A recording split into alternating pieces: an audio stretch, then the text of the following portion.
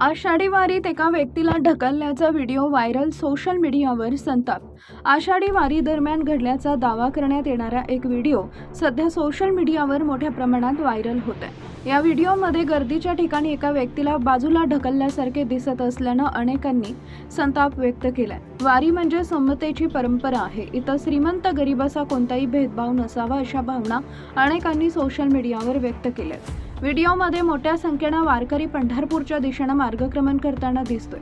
त्याचवेळी गर्दी नियंत्रणासाठी पोलीस आणि सुरक्षा कर्मचारी तैनात असल्याचंही दिसतंय. या दरम्यान एका व्यक्तीला गर्दीतून मागे ढकलल्यासारखे दृश्य कॅमेऱ्यात कैद झालंय. हे दृश्य सोशल मीडियावर वेगानं मोठ्या प्रमाणात व्हायरल होत असून विविध प्रकारच्या प्रतिक्रिया उमटत आहेत.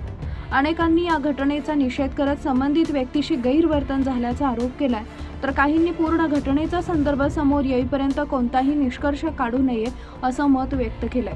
काही सेकंदाचा व्हिडिओ संपूर्ण परिस्थिती स्पष्ट करत नसल्यामुळं या घटनेमागील नेमकं कारण अद्याप स्पष्ट झालेलं नाही. आषाढी वारी ही महाराष्ट्राच्या भक्ती, समता आणि बंधुभावाची परंपरा मानली जाते. लाखो वारकरी कोणताही भेदभाव न करता विठ्ठलाच्या दर्शनासाठी पायी चालत पंढरपूरला जातात. त्यामुळे अशा प्रकारच्या व्हिडिओमुळे अनेक वारकऱ्यांमध्ये नाराजीचं वातावरण निर्माण झालंय.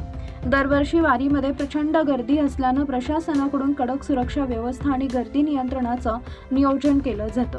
अशा परिस्थितीत काही वेळा भाविकांना थांबवणे किंवा बाजूला करणे आवश्यक ठरू शकते.